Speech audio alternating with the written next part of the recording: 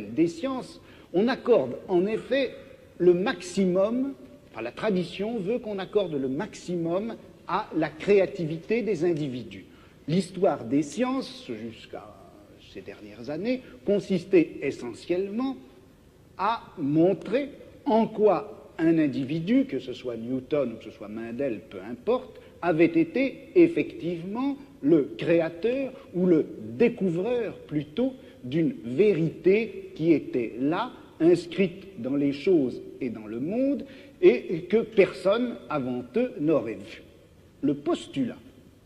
qu'il y a, je crois, qui dort en quelque sorte sous l'histoire des sciences traditionnelles, c'est ceci, c'est que la vérité est là pour être connue et que pourtant l'esprit de l'homme,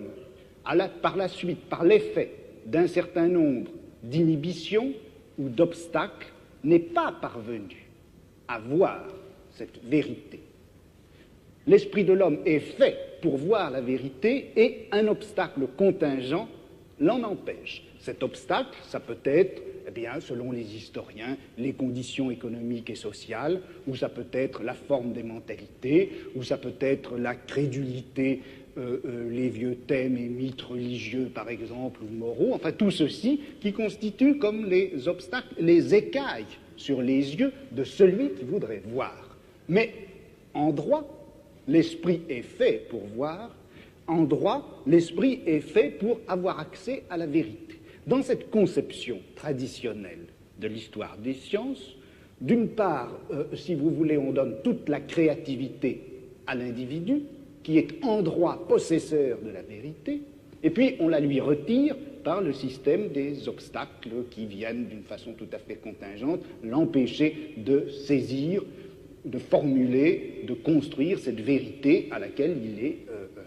il a droit en principe. Bon. Alors, moi, le problème qui s'est posé à moi, c'était précisément un peu l'inverse. Parce que qu'est-ce qui se passe quand on assiste à une grande transformation scientifique? Dans une transformation scientifique, comme par exemple la naissance de la biologie